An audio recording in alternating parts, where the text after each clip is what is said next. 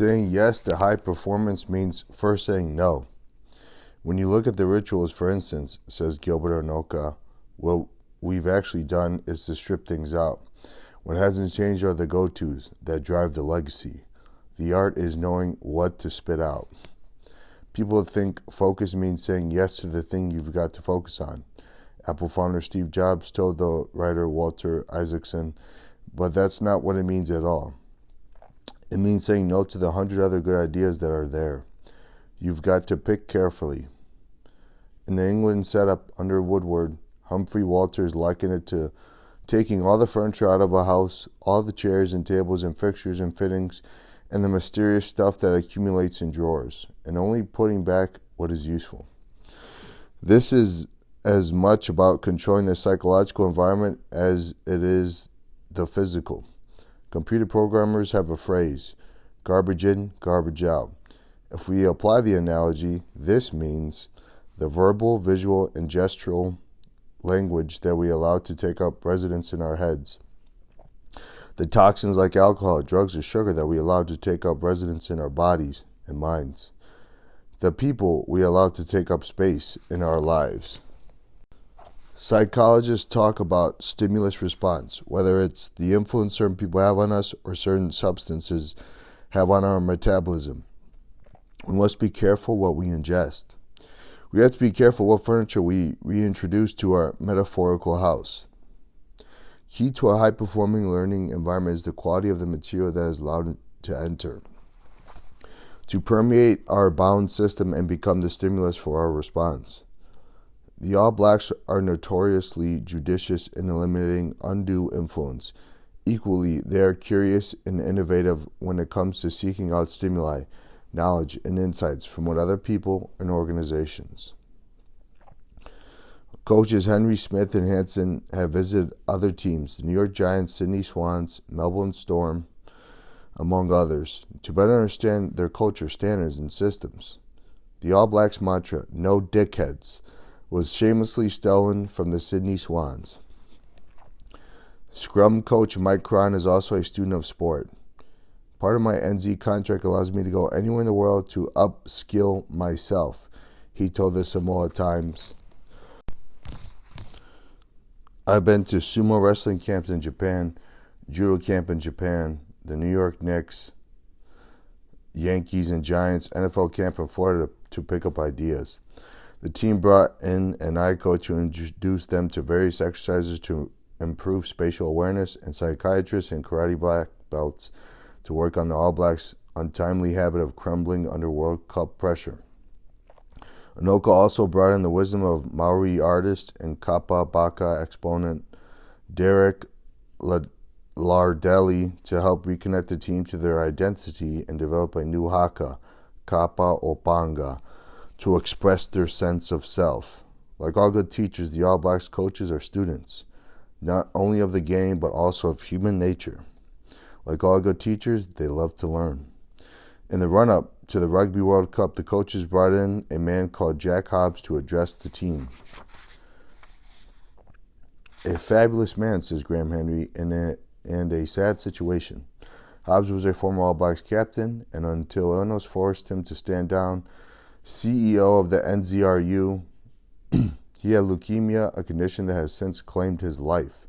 He spoke to the team about the inspiring effect they were having on the country and about his personal challenges and how they related to the team. Get up every day and be the best you can be, he said. Be the best in the world. Give your all for every second of every minute of the 7 games you'll play. You could do no more than that. Guys, never let the music die in you. Leaders are teachers. Another speaker was a man called Willie Apiata, a recipient of the Victoria Cross, the highest award for gallantry. His medal citation for the action, which took place in a remote valley in Afghanistan, reads, in total disregard of his own safety, Lance Corporal Apiata stood up and lifted his comrade bodily. He then carried him across the 70 meters of broken, rocky, and fire-swept ground, fully exposing the glare of battle to heavy enemy fire. Having delivered his wounded companion to relative shelter, he rearmed himself and rejoined the fight in counterattack. His message about playing for the team and relying on each other, otherwise you die, was clear. At the end, Graham Henry says the All Blacks stood up and gave a standing ovation to Willie, and Willie was clapping the All Blacks. They both had the utmost respect. The environment that people live in, wrote 19th century chemist Ellen Swallow Richards, is the environment they learn to live in, respect, and perpetuate. When the environment is dedicated to learning, the score, as Bill Walsh says, takes care of itself. Leaders are teachers. Our job is to lead people through uncertainty and confusion and into self-knowledge and self-possession. The ability to help the people around me self-actualize their goals, says Walsh, underlies the single aspect of my abilities and the label that I value most, teacher. Sometimes it only takes one encounter, one teacher, to change a life, and many lives after that. Sean Fitzpatrick's teacher was a man called Guy Davis, who was coaching Fitzpatrick's lower grade rugby team. As Fitzpatrick writes in Winning Matters, he changed the young player's life forever. He told the future All Blacks captain that it didn't matter what level of talent had been given to us, what size we were, or how fast or slow we ran. It was what we did with that talent that we had that counted. No excuses and no exceptions. The only thing I want you to be is the best that you could possibly be. It's a lesson Fitzpatrick has carried with him all his life and passes on to all he meets. What you leave behind is not what is engraved in stone monuments, said the Greek statesman Pericles, but what is woven into the lives of others. Your legacy is that which you teach. Create a learning environment. Human beings are motivated by purpose, autonomy, and a drive towards mastery. Accomplished leaders create an environment in which their people can develop their skills, their knowledge, and their character. This leads to a learning environment and a culture of curiosity, innovation, and continuous improvement. By finding the 100 things that can be done just 1% better, leaders create incremental and cumulative advantage, and organizations see an upswing in performance and results. In creating a coherent learning environment, it pays to both eliminate unhelpful elements, clearing out the furniture, and to introduce insightful and inspiring influences. Create a learning environment. Leaders are teachers. Te timatanga o te maturanga ko te wahangu.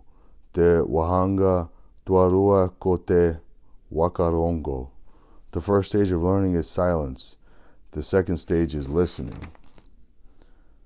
Chapter 6, Wanu. E muri kia mau kite kau maro wanake ake. Hold to the spearhead formation of the kawo. No dickheads. Follow the spearhead. Taranaki, New Zealand. A flock of birds, kawau, a kind of cormorant, carve a graceful V across the breaking day. One bird leads, another follows, another takes the lead, in an endless synchronized support system, much like the peloton of professional cyclists. Ornithologists say that flying this way is 70% more efficient than flying solo. If a bird falls out of formation, it feels the wind resistance and rejoins the flock. Should one fall behind, others stay back until it can fly again. No bird gets left behind. It's an extraordinary organizational dynamic and the perfect metaphor for the Maori concept of wanahu.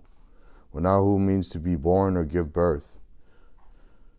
For Maori, it means extended family, parents, grandparents, uncles, aunts, children, and cousins.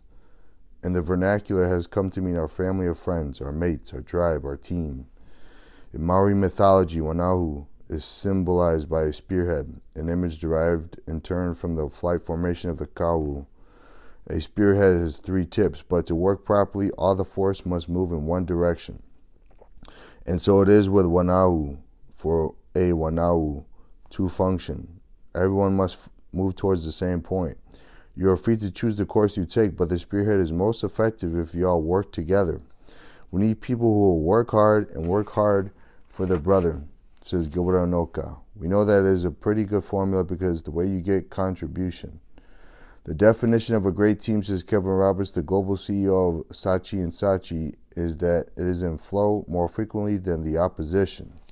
For a collective flow to occur, he believes organizations must be of one mind. The legendary Phil Jackson, former head coach of the Chicago Bulls basketball team, calls this the group mind, and it was the basis of his extraordinary coaching career. When Jackson first brought Michael Jordan to Chicago, he was the league's top scorer in each of the first 6 seasons, far and away the best player in the NBA, yet he had never won a title. A great player can only do so much on his own, said Jackson in his book, Sacred Hoops. No matter how breathtaking his one-on-one moves, if he is out of sync psychologically with everyone else, the team will never achieve the harmony needed to win the championship. This is the struggle that every leader faces, Jackson says, how to get members of the team who are driven by the quest for individual glory to give themselves over wholeheartedly to the group effort. Jackson would quote Rudyard Kipling, "For the strength of the pack is the wolf, and the strength of the wolf is the pack." On a good team, there are no superstars. Jackson's mentor, Red Holzman, taught him, there are great players who show they are great players by being able to play with others as a team. They make sacrifices. They do things necessary to help the team win.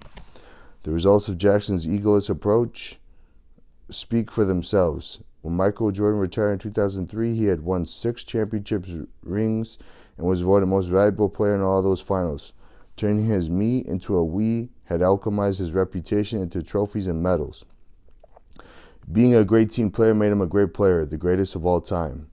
It's everything in a team, to be honest, says all-black legend Andrew Metrins. It's about thinking about the team's interests before yourself. If it's not good for the team, don't say it and don't do it. We all have got our certain role to play, he says, and if you can have the respect within the group, then you are going to go a lot further.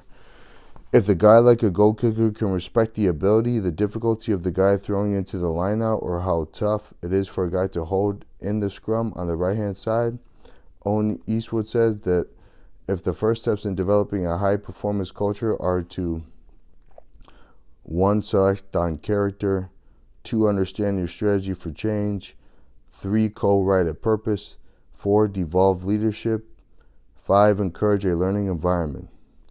The 6th and arguably most important step is to begin to turn the standards into action. The best way of doing this is through peer-to-peer enforcement. Respect as a value is vague, says Eastwood, but it has impact when players decide this means no phones in meetings, no talking over each other, etc. Values alone risk becoming wallpaper and meaningless. But he adds, defining and enforcing these standards needs to be from bottom up. These are young guys. They are on television. They've got a lot of money. They never had it before. Birds are after them, says Anton Oliver. But if you're not reflecting the team culture, boys will fuck you. The strength of the wolf is the pack. It used to be called the backseat of the bus, the natural hierarchy that developed within an all-black side, and which was most easily seen in the seating arrangement on the team coach. Senior players at the back, rookies up at the front. Non-all-black, strictly not welcome. The senior members of the team would enforce the standards because they were their standards. In the old days, this was also seen in the Sunday court sessions where senior players would hand down fines, mostly liquid, usually instant. But the world had moved on, and as all the blacks management began to actively encourage peer-to-peer enforcement, the standards quickly went from the back of the bus to the front of the mind. In the simplest form, this involved the mentoring of younger players by the senior figures. It involved the leadership group in collective decision-making in areas such as community appearances, advertising approvals, and which charity the team would support. It has also involved the leadership group being left and trusted to sort out internal problems within the team. This came into play most vividly during the Rugby World Cup when 2 players, Corey Jane and Israel Dag, decided to have a big night in a Takapuna bar. The next day, as radio